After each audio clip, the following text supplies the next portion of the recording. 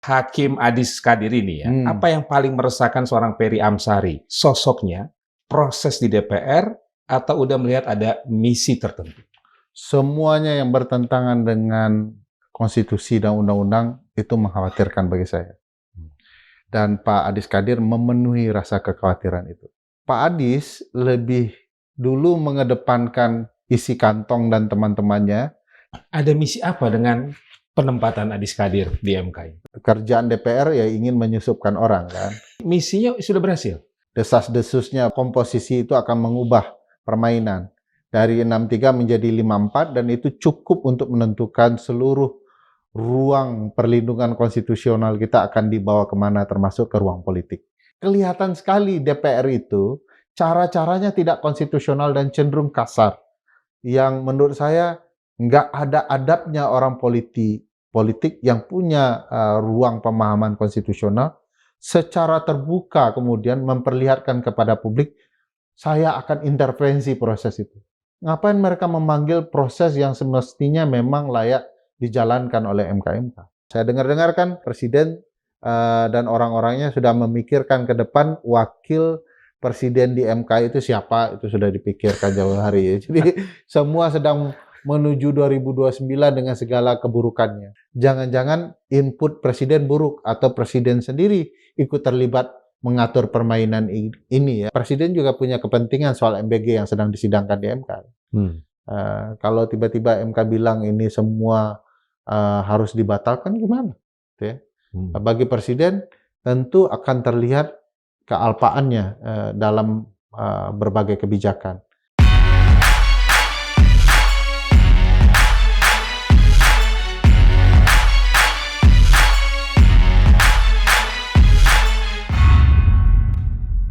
Assalamualaikum warahmatullahi wabarakatuh. Sobat Madilog, Alhamdulillah Margi Sharif hadir kembali menemani Anda, dan di episode kali ini kami akan berbincang terkait penunjukan dan juga pengangkatan Hakim Konstitusi, yakni Adis Kadir, yang sebelumnya merupakan wakil pimpinan DPR RI dari Partai Golkar. Apa yang sebenarnya terjadi dan ada misi apa terkait, dalam tanda kutip ya, penempatan Adis Kadir sebagai Hakim Mahkamah Konstitusi? Saya akan segera sapa seorang akademisi, pakar hukum tata negara yang juga aktivis kebangsaan, tapi beliau sangat bangga sebagai WNI, termasuk anak-anaknya juga.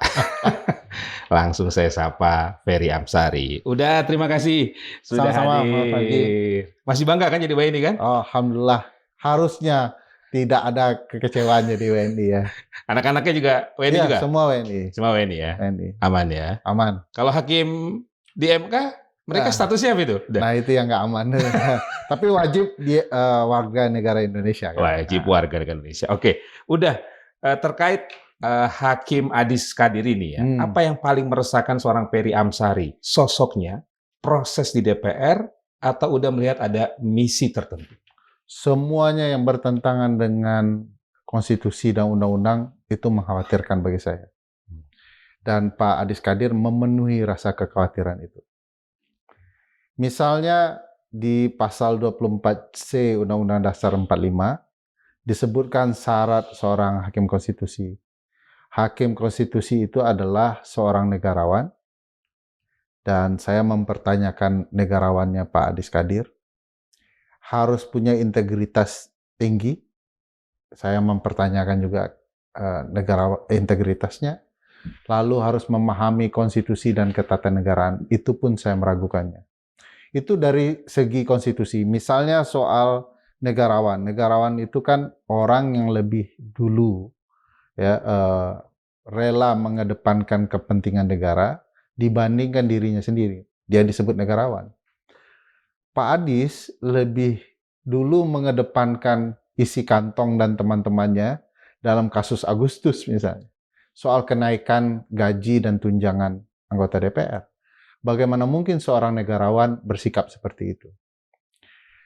Integritas juga dipertanyakan karena sebelum Pak Adis Kadir jadi hakim konstitusi, dipilih dan dilantik, sudah ada hakim konstitusi yang terpilih untuk menggantikan Profesor Arief Hidayat, yaitu Pak Innocentius Samsul.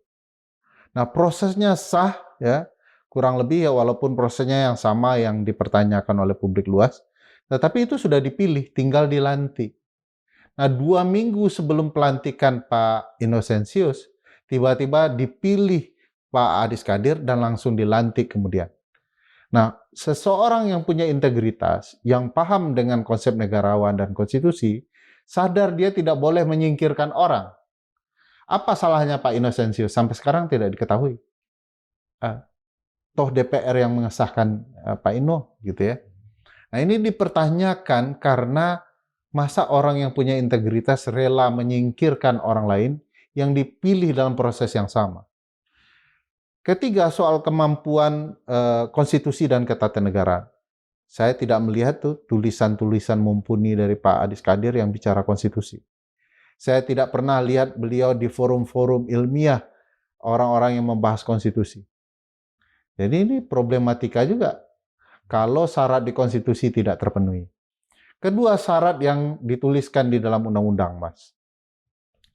Di dalam undang-undang pasal 19 dan 20 itu diceritakan bahwa proses harus dilangsungkan secara terbuka. Dan apa makna terbuka dijelaskan dalam penjelasan pasal yang sama, di undang-undang yang sama, harus diumumkan melalui media cetak dan elektronik. Tidak ada satupun proses pemilihan Pak Adis Kadir melalui pengumuman media cetak dan elektronik. Jadi prosesnya dari awal sudah bermasalah. Lalu apa yang disebut keterbukaan itu juga dalam proses harus menampung aspirasi atau pandangan kritik dari masyarakat. Bagaimana masyarakat mau kasih masukan, Mas? Prosesnya langsung tiba-tiba, 2 minggu sebelum pelantikan, pimpinan DPR berkumpul, langsung fit and proper test, langsung dipilih. Calonnya calon tunggal. Padahal konsepnya dulu adalah konsep yang terbuka, diumumkan, lalu kemudian dibentuk tim pansel, panitia seleksi, mereka melakukan fit and proper test, siapa saja di antara calon yang layak diajukan oleh DPR, lalu terpilih 3 orang terbaik, nanti DPR yang akan menentukan siapa dari 3 itu yang menjadi yang diajukan oleh DPR kepada Presiden. Bagaimana kemudian orang bisa memberikan masukan kalau tahapan itu tidak ada sama sekali? Bukan ujuk-ujuk. Ya ujuk-ujuk betul proses pelantikannya. Jadi bagaimana orang bisa memberikan masukan dan saran kalau kemudian prosesnya tiba-tiba? Cacat prosedur? Ya itu cacat prosedur. Cacat prosedur yang ditentukan oleh undang-undang. Mereka yang buat undang-undang, mereka yang mengabaikan, mereka yang melabrak. Jadi bagi saya proses pelantikan ini tidak sah. Makanya teman-teman laporkan ke Majelis Kehormatan Mahkamah Konstitusi kan, ada problematika serius dalam proses ini. Oke. Apa konsekuensi dari situasi yang terjadi tadi? Ya, tidak dilanggarnya undang-undang dan konstitusi. Pertanyaan yang timbul kemudianlah, bagaimana seorang hakim konstitusi yang tugasnya mengawal konstitusi, kalau proses dia dilantik sendiri melanggar konstitusi dan undang-undang. Jadi konsekuensinya bagi saya, MK akan kuat dugaan ya, akan dititipi kepentingan DPR. Kan itu pesan dari anggota DPR ketika memilih Pak Innocentius. Jangan lupa ya, Anda juga dulu membentuk undang-undang, oleh karena itu jangan lupakan undang-undang yang kita bentuk. Itu kan bahasa kode yang terlalu terang benderang, telanjang di depan umum, bahwa Pak Adis Kadir harus ditugaskan untuk menjadi wakil DPR di dalam sidang MK. Dan itu tentu menyalahi konsep MK. MK itu peradilan konstitusional, melindungi konstitusi kita semua, dan dia berdiri di tengah atas nama konstitusi. Nah, para pihak adalah DPR dan pemerintah dalam pengujian undang-undang. Nah, sekarang DPR ada dia sebagai hakimnya. Punya wakil. Ya, itu kan sama persis dengan sidang Paman Usman dulu ya. Dia pamannya, ada keponakannya, orang yang fans dengan keponakannya, yang termohon adalah DPR dan pemerintah, pemerintahan dari kakak iparnya. Pasti tidak fair persidangannya. Dan itu juga dirasakan dalam proses Pak Adis Kadir ketika dia merepresentasikan dirinya sebagai DPR, maka dia sudah memihak pihak tertentu.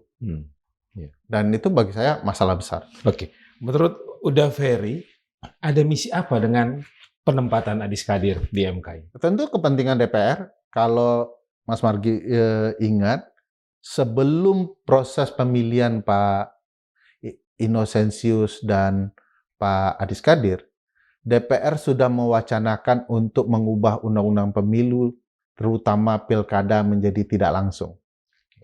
Logikanya sederhana, logikanya tentu matematika politis ya. Kalau saya sahkan undang-undang ini sekarang, sementara komposisi MK mayoritas berpihak kepada konstitusi dan publik, 6-3 rata-rata putusan mereka belakangan yang memihak publik. Bahkan ada yang 7-2, ada yang 8-1 begitu ya, ada yang 9 mayoritas. Jadi mereka perlu mengubah komposisi 6-3 ini dulu agar kemudian masuk akal agar undang-undang disahkan. Setidak-tidaknya ada cepunya DPR lah di dalam rapat permusyawaratan hakim di MK ya, yang bisa mengetahui siapa hakim yang ternyata lebih memihak konstitusi dan publik dibandingkan kepentingan politik. Dan itu bagi saya tidak sehat kalau MK sudah diatur dan dikendalikan dengan perhitungan politik, bukan lagi soal perhitungan konstitusional. Berarti misinya sudah berhasil? Ya, tentu ada prosesnya ya. Menempatkan Pak Adis Kadir sudah berhasil, tidak-tidaknya mengubah komposisi sedikit ya. Tapi kan membutuhkan satu suara lagi. Dan kebetulan sekarang sedang berlangsung proses seleksi di Mahkamah Agung. Dan kalau desas-desusnya bahwa orang di Mahkamah Agung ada juga titipan DPR, maka komposisi itu akan mengubah permainan. Dari 6-3 menjadi 5-4, dan itu cukup untuk menentukan seluruh ruang perlindungan konstitusional kita akan dibawa kemana, termasuk ke ruang politik. Dan saya pikir ya memang kalau sudah 5-4 akan mudah bagi DPR untuk mengesahkan undang-undang yang bermasalah atau yang kontroversial ya. Karena begitu komposisi hakimnya sudah sesuai dengan kepentingan DPR, masyarakat yang akan menguji apapun ke Mahkamah Konstitusi ya tinggal menunggu kekalahan. Oke. Golkar sendiri ada misi juga? Ya mau tidak mau pasti ada keuntungan kan, karena ini partai nomor 2 terbesar dan Pak Adis Kadir punya ikatan yang tidak bisa membuat dia macam-macam karena ada problematika etik, apalagi penggantinya anak sendiri kan. Jadi Golkar megang hal yang sangat penting dengan Pak Adis Kadir dan sulit menutup kemungkinan relasi itu dihilangkan. Itu sebabnya di gagasan Hakim Konstitusi itu harus terbebas dari 3 hal ya. Dari kepentingan politik, ya, DPR dan lain-lain, dari lembaga negara lain, ya baik polisi dan lain-lain, termasuk dari peradilan itu sendiri. Nah, Pak Adis Kadir sulit terlepas dari relasinya dengan anaknya, dengan partai lamanya, dengan orang-orang yang memilih dia secara dadakan ya tiba-tiba kemarin. Karena itu MK besok akan sulit membangun independensinya kalau komposisinya sesuai dengan apa yang diinginkan DPR. Padahal gagasan peradilan harus semerdeka itu. Mereka kan harus memilih kepentingan konstitusional dan publiknya dibandingkan kepentingan politik. Nah, kalau nanti masuk ke pembahasan hak pemilihan langsung tidak langsung, nah itu gimana tuh Pak Adis Kadir? Apalagi kalau beliau mencatatkan dirinya memang sesuai dengan kepentingan DPR dalam persidangan. Kan sudah dititip pesan kan ya di DPR, tolong. Nah besok itu gimana relasinya? Apakah kemudian DPR bisa ditegur oleh Pak Adis Kadir kalau melanggar gitu ya di dalam persidangan, ataukah Pak Adis Kadir bisa memperjuangkan rakyat? Nah, lebih jauh 2029. Golkar kan peserta pemilu.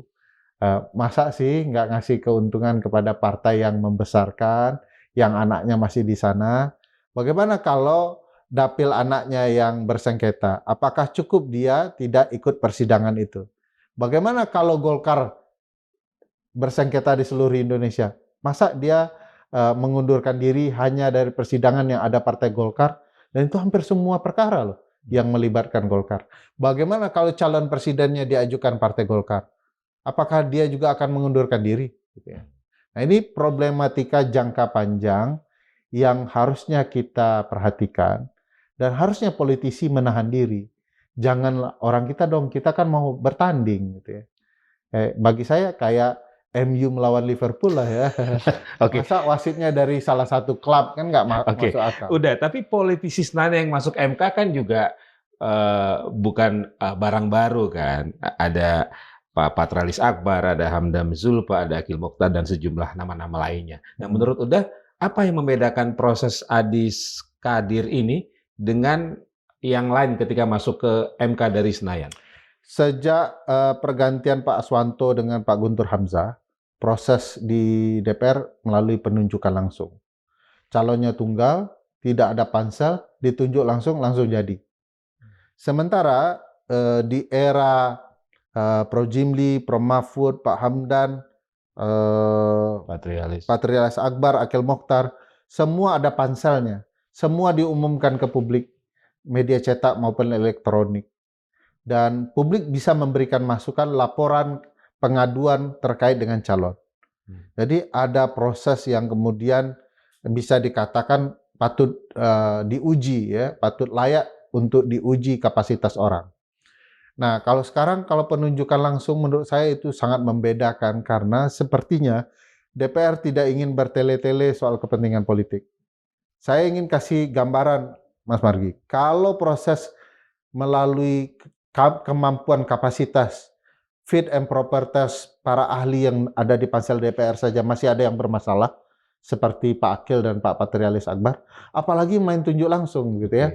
Jadi mungkin masalahnya bukan di soal korupsi dan suap, tapi masalahnya di soal kepentingan. Dan itu bagi saya tidak sehat. Catatan Uda Ferry, bagaimana kinerja para politisi Senayan yang menjadi hakim di MK? Ada yang baik, ada yang bermasalah ya.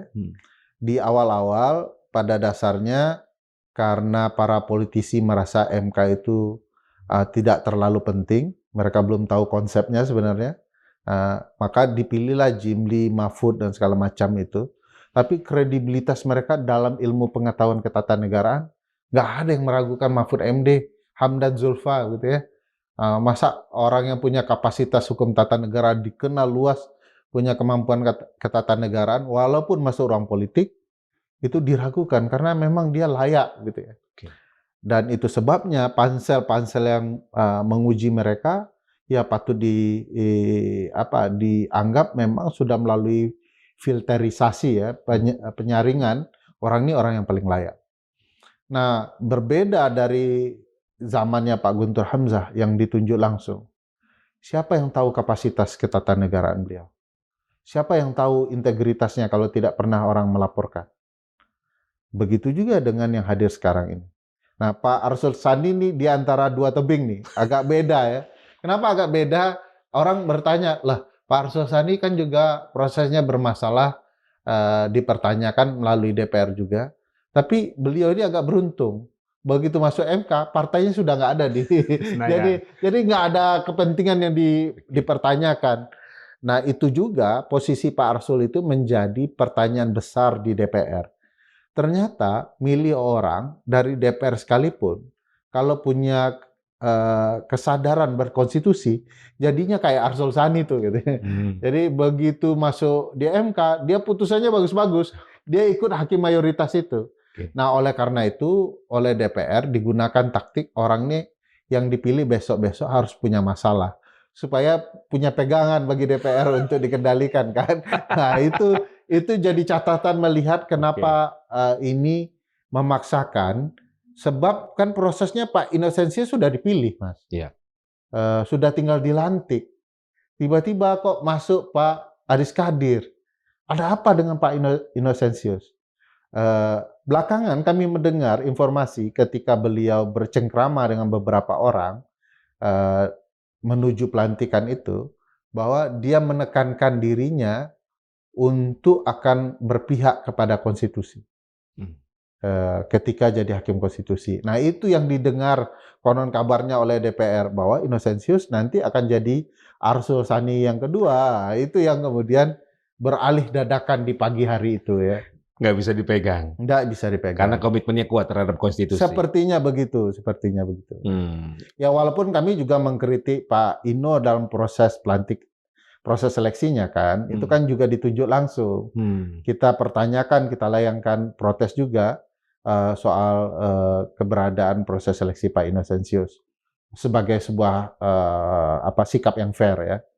Nah, cuman kita mulai merasa bahwa Pak Innocentius dengan berbagai sikapnya sebagai kepala BKD gitu ya, orang mulai merasa Pak Innocentius seorang penganut agama tertentu yang taat dan dia bukan orang yang suka mengumbar persoalan dan terlalu membabi buta membela DPR, sehingga ketika ada informasi dia menyampaikan bahwa saya berdiri atas nama konstitusi dan tidak lagi membawa kepentingan politik, itu dianggap orang menjadi catatan penting bagi DPR, orang ini harus di-cut segera sebelum pelantikan. Oke, dicarilah penggantinya. Dicarilah penggantinya, pemain baru.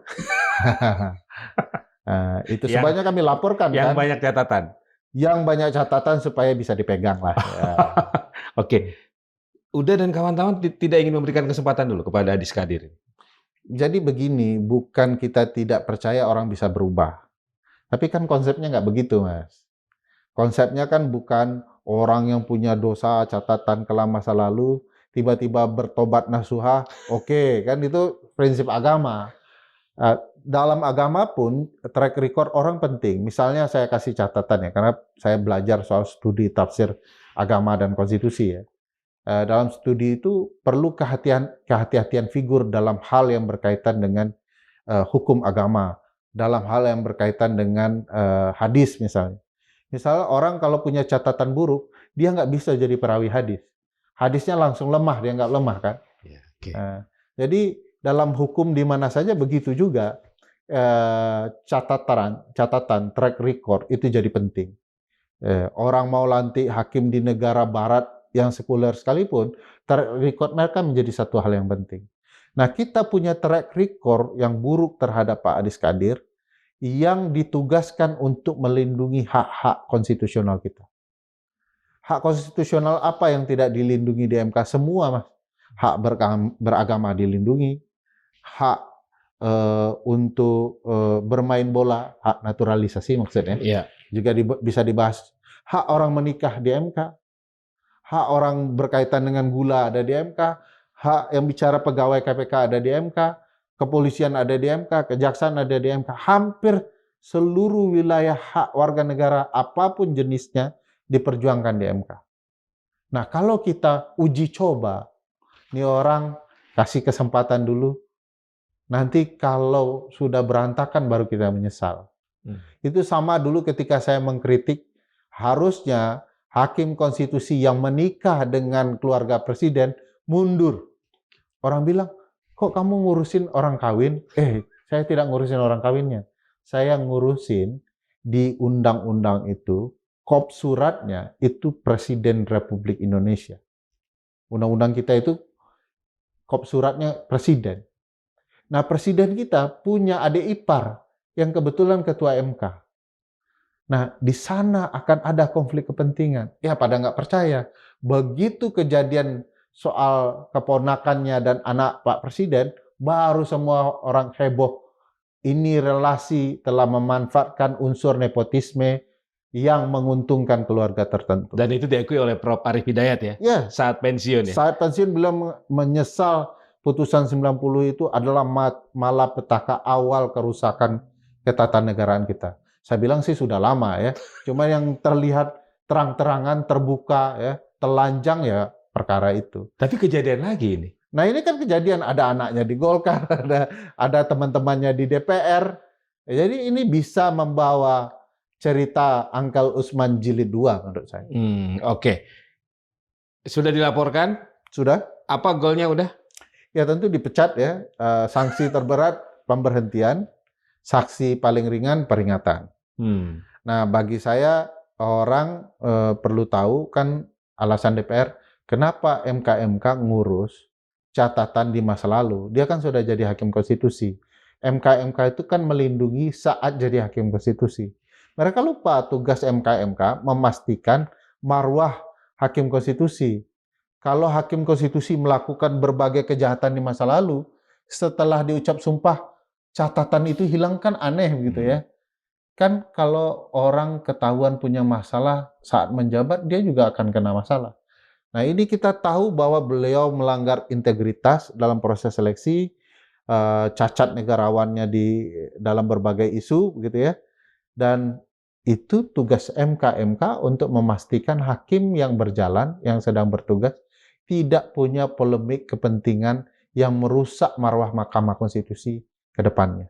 Termasuk soal nilai-nilai etik. Emang etik, Mas? Ini kita-kita aja ya. Misalnya, Mas teman saya, kemudian dapat pekerjaan. Lalu ketika mau dilantik, saya gantikan. Saya etis nggak orang? Kalau dalam bahasa agama gini, orang yang sudah tunangan, sudah jalan, kalau masuk laki-laki lain, itu nggak etis. Iya. Tidak diperbolehkan. Begitu juga ini akan ada pertunangan konstitusional. Dia akan menjaga konstitusi kita. Nah sekarang ada pemain baru menyingkirkan yang lama. Nggak etis bagi saya. Dan harusnya Pak Adis Kadir tahu dan sadar nilai-nilai etis itu. Oke. Dan Komisi 3 tidak perlu berlebihan juga merespon MK ya? Ngapain? Itu bukan urusan Komisi 3. Perlu diketahui, Majelis Kehormatan Mahkamah Konstitusi adalah bagian dari kekuasaan kehakiman kita. Dia diatur di Undang-Undang MK. Kekuasaan kehakiman kita menurut pasal 24 Undang-Undang Dasar adalah kekuasaan yang merdeka. Merdeka dari siapa? Termasuk dari DPR dan Komisi 3. Menurut UDA itu bentuk intervensi Komisi 3 intervensi terhadap MK? Terhadap MK. Ngapain mereka memanggil proses yang semestinya memang layak dijalankan oleh MK? Kan belum proses berjalan, sudah dipanggil gitu ya. Kelihatan sekali DPR itu cara-caranya tidak konstitusional dan cenderung kasar.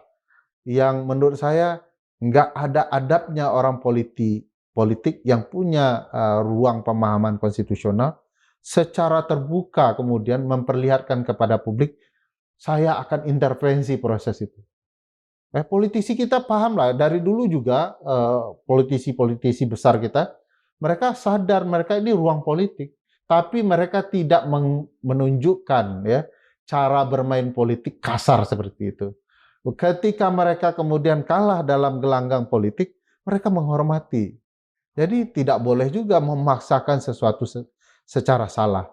Ya bagi saya cara pemerintahan ini mengabaikan undang-undang kan sudah banyak ya. Nggak peduli mereka salah atau tidak. Dulu ada yang dilarang menjabat seskap, undang-undangnya dirubah. Dulu tidak sesuai dengan undang-undang pemilu, putusan MK-nya diintervensi, dipermainkan. Nah ini cara-cara sekasar itu bagi saya di dalam proses persidangan etik. Kan belum tentu juga masyarakat sipil menang gitu ya.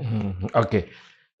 Kalau nanti prosesnya sesuai dengan yang diinginkan, apakah ada jaminan penggantinya juga akan lebih baik? Tentu kita tidak bicara jaminan ya, karena kerjaan DPR ya ingin menyusupkan orang kan. Nah, potensi ya orang lain yang punya masalah yang sama juga akan diajukan.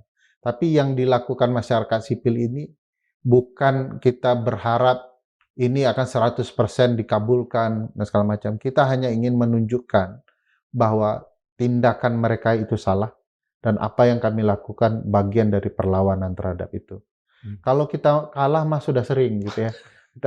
Kita bisa merasakan bagaimana cara politik bermain. Dan kalau kemudian putusan-putusan peradilan tidak memihak kepada kita nggak pernah tuh memerintahkan lawan. Kita hanya mengkritik saja. Jangan hormati putusan MK, nggak pernah kita lakukan. Nah, seringkali DPR merasa perlu intervensi MK ya karena mereka tidak nyaman dan ingin merusak marwah peradilan itu. Iya, udah Peri, sebagai benteng terakhir konstitusi, apa yang akan terjadi jika memang terjadi kooptasi terhadap MK ini? Ya, MK akan mengubah seluruh aturan main demi kepentingan politik. Undang-undang dasar kita akan ditafsirkan sesuai dengan kepentingan politik. Masa depan kepemiluan kita juga akan sangat politis, begitu ya. Kemarin ada beberapa hal yang dipertanyakan di MK saat pemilu, sengketa pemilu di 2024. Misalnya soal kekuatan kesaksian 4 menteri, gitu ya. Kenapa tidak disumpah? Padahal mereka kan harusnya disumpah, begitu ya. Lalu kenapa dilarang ada perbaikan? Padahal di 2029 permohonan bisa diperbaiki. Lalu kenapa kemudian dibatasi jumlah ahli dan saksi dan segala macam yang menjadi pertanyaan publik. MK dikritik melakukan perbaikan loh Mas.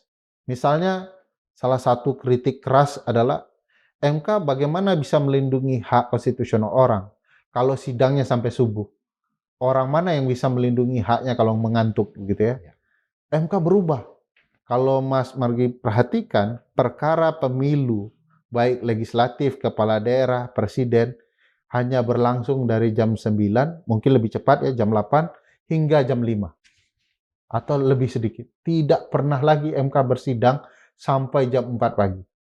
Ini kemajuan luar biasa bagi perlindungan.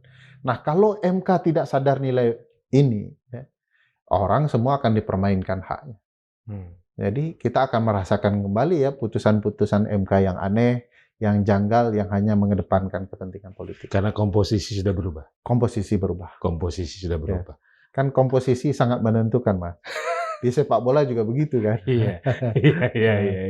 Dan ini sedang berlangsung ya? Sedang berlangsung. Perubahan formasi terus dilakukan? Sedang dilakukan. Mudah-mudahan tidak terjadi, MK-MK buat kejutan lah. Oke. Tapi dengan komposisi yang ada sekarang, udah masih punya harapan besar? Komposisi ini salah satu yang terbaik setelah komposisi generasi pertama dan kedua dirusak oleh kepentingan politik. Komposisi ini meskipun lambat ya, tapi menghasilkan putusan-putusan monumental yang luar biasa. Saya ambil contoh, ambang batas pencalonan presiden hilang, tidak ada lagi ambang batas. Itu kalau dibaca konstitusi sangat menegakkan konstitusi. Adanya perhitungan ulang ambang batas parlementer yang kemarin 4 diminta MK hitung harus di bawah 4 ya. Sekarang DPR mau cawe-cawe lagi ingin lebih dari 4 ya. Itu kan cara teknik tuh Mas, DPR selalu gitu, ingin lebih dari 4 nanti baliknya ke 4 atau 3,5 gitu ya. Itu cara mereka untuk mempermainkan putusan MK. Nah, kan sudah mematuhi MK, kan 3,5 sudah cukup lah itu ya.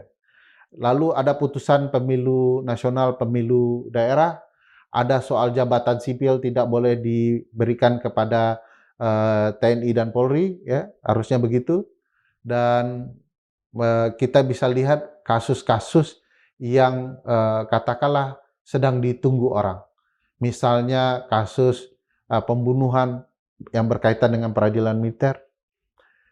Saya juga sangat salut dengan putusan MK soal pengaturan zakat gitu ya, dan itu monumental semua di era ini. Dan kehadiran Adis Kadir menurut bisa mengubah itu. Kan komposisi akan sangat ya mengubahnya ke arah mana udah? Ya ke arah yang lebih buruk lah. Atau setidaknya setback kembali setelah diperbaiki MK bisa balik lagi. Itu sebabnya saya menduga memang ini diplot untuk bicara undang-undang pemilu, undang-undang kepolisian, undang-undang TNI, undang-undang bisnis ya, termasuk potensial yang berkaitan dengan minerba dan lain-lain. Oke. Dah terkait parliamentary threshold dan presidential threshold. Udah melihatnya ada kepentingan apa terkait dua hal ini? Misalnya. Ya kalau presidensial threshold sudah bisa dipastikan semakin terbatasnya calon, semakin susah orang menentukan pilihan dengan bijak. Kalau dulu kan sempat 2019, 2014 dan 2019 hanya 2 calon. Gara-gara presidensial threshold. Lalu 2024 hanya 3 calon. Orang Indonesia sedikitkah yang pintar? Banyak kok yang pintar yang cocok jadi calon presiden. Dengan dikembalikan ke pasal 222 ya, triple 2, di mana ada 20% dan 25%, tentu akan membatasi orang-orang pintar untuk maju, sehingga orang kesulitan memilih. Dan kalau suara tidak pecah, kemenangan yang curang akan lebih mudah dilakukan. Sementara parliamentary threshold kepentingannya adalah mengatur komposisi suara partai yang dominan.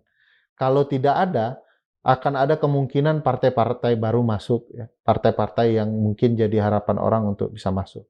Dan dia bisa menyuarakan perbedaan di parlemen. Dan itu mengganggu kenyamanan stabilitas parlemen. Kan mereka selalu ingin memperkecil jumlah partai. Kalau memperkecil jumlah partai, artinya akan memperkecil representasi. Akan ada suara-suara yang seharusnya ada perwakilan, jadi kehilangan perwakilan dan dipindahkan ke partai besar. Peran MK. Peran MK membenahi itu jadi fair semua. Agar pertarungan pemilu jadi fair, orang punya pilihan baru, alternatif baru. Di parlemen juga akan ada perwakilan-perwakilan baru. Orang yang mungkin partai kecilnya tidak dianggap semenjak di putusan MK akan potensial menjadi wakil kita. Nah, MK bisa membawa ke kiri atau ke kanan perkara ini, membawa ke arah yang lebih baik, terang benderang, atau menjadi lebih gelap dan lebih busuk. Dah, Undang-Undang Minerba.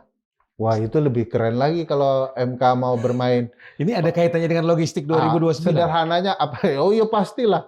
Tidak ada pengerusakan terhadap alam yang berupa bagian dari bisnis tidak berkaitan dengan kepentingan politik. Saya jamin itu. Termasuk di MK juga harus diamankan. Termasuk di Minerba dan putusan MK ke depan. Ya, kalau Golkar masuk, tentu Pak Bahlil yang tersenyum kan. Beliau kan di SDM itu kan. Kalau kemudian putusannya ada putusan yang merepresentasikan kepentingan Golkar, kira-kira arahnya akan seperti apa gitu ya. Dan bagi saya di sanalah merusakkan hak konstitusional kita karena orang sudah tidak bicara lagi keputusan yang adil. Orang bicara soal siapa yang akan memutuskan. Jadi Bang Margi bayangkan kalau putusan kuning semua di Minerba gitu ya, karena kepentingan itu. Dan itu bagi saya tidak sehat. Rakyat bisa apa udah? Ya rakyat, kalau saya ya di teman-teman masyarakat sipil, kami walaupun tidak nyaman, tidak suka, merasa secara logika ini tidak akan menguntungkan publik, ya kami akan terus melakukan pengujian, mempertanyakan. Soal menang bagi kita bonus, tapi mempertanyakan itu sudah menjadi fardu kifayah yang harus mewakilkan orang banyak untuk memperjuangkan hak mereka di manapun, dan salah satunya ya di Mahkamah Konstitusi. Oke.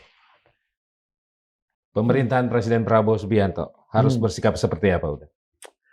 Ya kalau Pak Presiden menghormati hukum ya harusnya mempertanyakan kan proses pelantikan Pak Adis Kadir, kok tiba-tiba Innocentius diganti. Ini kan kelihatan betul kalian mainnya. Partai kita salah satu yang dominan, pimpinan DPR juga, nggak boleh lah begini ya, harusnya begitu kan. Tapi saya tidak melihat Presiden memiliki sikap ke sana, melindungi nilai-nilai konstitusional. Jangan-jangan input Presiden buruk atau Presiden sendiri ikut terlibat mengatur permainan ini ya, agar komposisi hakim menjadi bermasalah. Saya dengar-dengar kan walaupun cukup lama ya, Presiden dan orang-orangnya sudah memikirkan ke depan wakil Presiden di MK itu siapa, itu sudah dipikirkan jauh hari ya. Jadi semua sedang menuju 2029 dengan segala keburukannya. Apalagi sekarang kan perlu diingat bahwa Presiden juga punya kepentingan soal MBG yang sedang disidangkan di MK. Kalau tiba-tiba MK bilang ini semua harus dibatalkan gimana? Ya. Bagi Presiden tentu akan terlihat kealpaannya dalam berbagai kebijakan. Oleh karena itu penting juga bagi dia menempatkan orangnya. Dan jangan-jangan Pak Adis Kadir adalah orang beliau juga walaupun bukan dari partai beliau. Karena Pak Presiden jalan-jalan ke Amerika satu pesawat dengan Pak Bahlil dalam pesawat kepresidenan. Biasanya kan pesawat yang ngekor itu ya. Nah itu bagi saya analisa yang menarik untuk ditelaah soal peran Presiden relasinya dengan MK dan partai politik. Tapi situasinya belum darurat. MK hari ini belum darurat ya? Belum sedarurat ketika Pak Uncle Usman kemarin, tapi menuju ke sana. Ini ibaratnya sedang mengarah ke tubir jurang. Dan kita semua melihat arah itu secara nyata. Tugas kita mendiamkan atau kita menggunakan apapun yang kita miliki agar kerusakan negara tidak jatuh negara tidak hancur di tubir jurang itu. Oke. Agar kita tetap bangga sebagai WNI ya. Oh iyalah, Udah kita akan selalu bangga dengan WNI. Sama dengan PSSI kita ya, timnas kita. Kalah tidak kalah kita bangga gitu ya. Tapi kita kesal dengan PSSI gitu. Ya, siap. Udah Ferry, terima kasih. Sobat Madilog, demikian perbincangan saya bersama Ferry Amsari, seorang akademisi, pakar hukum tata negara dan juga aktivis kebangsaan yang memiliki kegelisahan luar biasa terkait kondisi di Mahkamah Konstitusi setelah politisi dari Partai Golkar yakni Adis Karding ditempatkan dan sudah dilantik sebagai Hakim Mahkamah Konstitusi. Semoga bermanfaat. Saya Margi Sari pamit. Wassalamualaikum warahmatullahi wabarakatuh. Salam. Udah, terima kasih. Terima kasih.